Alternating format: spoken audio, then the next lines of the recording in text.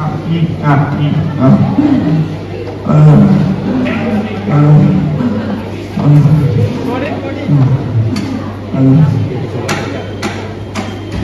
আলাইকুম দাদু।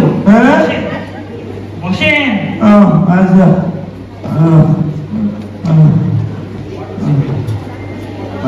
দাদু কি সমস্যা? কি সমস্যা? সমস্যা আমার সমস্যা যে আমার ওয়াটার স্প্রিং হয়েছে। ওয়াটার স্প্রিং ওয়াটার স্প্রিং এ আবার কি? তুই এটা বুঝ না। তুই কি করতে ডাক্তার হয়েছ? আমি 1960 সালে 8 পাস করছি। তোকে আমি ডাক্তারি বাসে আমার আমি হচ্ছে ওয়াটার মানে কি? ওয়াটার জল।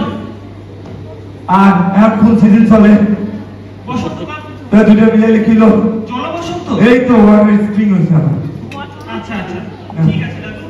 দাদু আপনাকে একটু পরীক্ষা করতে হবে। এটা আপনার কোনো সমস্যা হবে না, ঠিক আছে? দেখি দাদু বলেন তো 3 3 6 3 6 দাদু 3 3 6 6 আরে দাদু আমি আপনাকে 3 3 বলতে বলছি আর আপনি 6 কেন বলছেন? দেখ বেটা তুই কি ডাক্তার হয়েছ? তুই তো যোগবিয়োগ পারিস না। 3 আর 3 যোগ করলে কত? 6। তাই আমি দুইটাই বললাম 6। আচ্ছা ঠিক আছে দাদু। আপনি স্ট্যাটিস্টিকটা একটু দেখতে হবে। দেখ বেটা তুই কি ডাক্তার কোন কোন আবদাস তোর সবার চরিত্র ভালো না। তুই ডাক্তারের লেবার পরীক্ষা করো না এমনি তো কম না।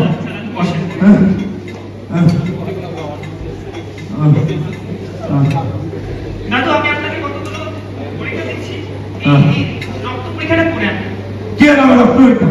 আমার এসে জমিদারি রক্ত, এটার কোনো পরীক্ষা কোনো লাগে না। তুই কিছুই জানিস না। তুই আমার করতে চাচ্ছে তোরে আমি দেখতাম না। আল্লাহ কি সব রোগী যে আসে আজকাল।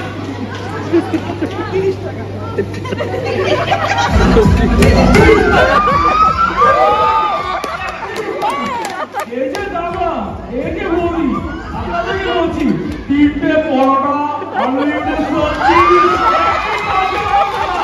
একটি আপেলের সাইজের পেঁয়াজ 30 টাকা 30 টাকা। আরে ভাই কে আপনি? নমস্কার দাদা। নমস্কার নমস্কার। কি দাদা আমি সেই কলকাতা ফেমাস রাজুদা বলছি। আরে দাদা এখানে কেন এসেছেন? কি করবো দাদা আপনারা তো কলকাতা চিকিৎসা না বন্ধ করে দিয়েছে, তাই আমার ব্যবসা পুরো লাল বাতি জ্বলে গিয়েছে। তাই ভাবলাম একটু চিকিৎসাটাও নিয়ে যাই, সাথে একটু ব্যবসাটাও চালিয়ে যাই। আরে রাজুদা রাখো তোমার ব্যবসা, একটু চুপ করে বসো দেখি। জি দাদা। রাজুদা তোমার সমস্যাগুলো একটু খুলে বলো। দাদা কি বলবো দাদা, পা অব্দি মাথা পর্যন্ত পুরো জয়েন্টে জয়েন্টে পয়েন্টে পয়েন্টে ব্যথা। আরে বাস আর হাত পা খুট খুট করে, পা কেমন জানি মোট মোট করে, আর পেটে আনলিমিটেড এই গ্যাস্ট্রিক ওষুধ কিনতে গিয়ে আমার বড় ওষুধ 10 টাকা করে বাড়িয়ে দিতে হয়েছে। ঠিক আছে আমি তোমাকে কতগুলো ওষুধ লিখে দিচ্ছি, এগুলো নিয়ে একটু ফলো করো কিন্তু, ঠিক আছে? জি দাদা জি দাদা। এই রাজুদা আমার কি দাদা?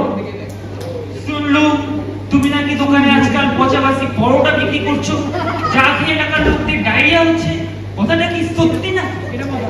শুনুন দাদা এসব ভুগি সুজি আমার সাথে বলতে আসবেন না। যাদের সমস্যা হচ্ছে না ওদের পিছনে আমরা সুবাগুলো লাগিয়ে দিই। আমার বই কিনে ওয়েট করছে, আমি চললাম। নমস্কার দাদা। ছিল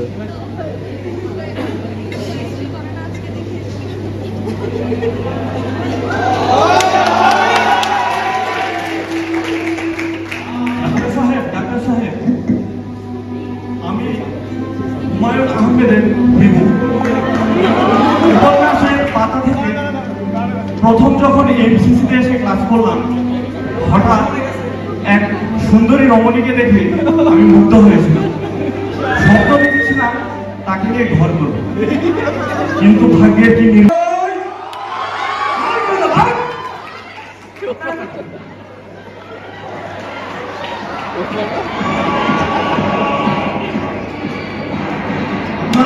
তুই আমাকে চিনিস না? ভাই চিনো শুধু শুধু জানিস করে ভাই উনি কে? ভাই চিনো শুধু তুই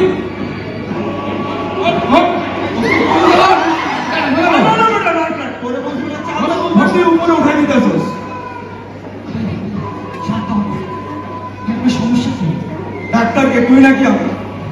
আমি লোককে বলবো তুই নাকি আমি? আমি আচ্ছা ধর, আমার এইখানে সমস্যা। তুই কি করবি?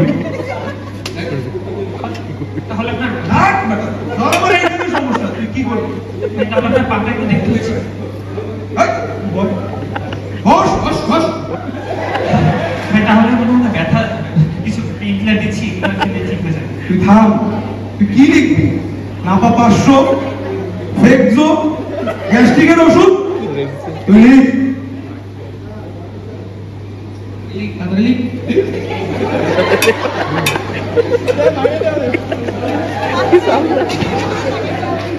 টাকা দে 500। কিসের টাকা মানে? লোক কে বলছে? তুই নাকি আমি? ওষুধ কে বলছে? টাকা বাই কর। দেখা দে দে দে ভাই চল।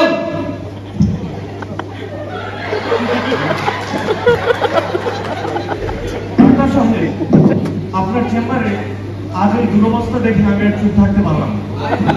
ডাক্তার সাহেব, এই যে এত বাধা বিপত্তি অত্যাচার বিভিন্ন পেশেন্টের যন্ত্রণা এত কিছু সত্ত্বেও কিভাবে আপনি মানুষের সেবা করে যাচ্ছেন ডাক্তার সাহেব?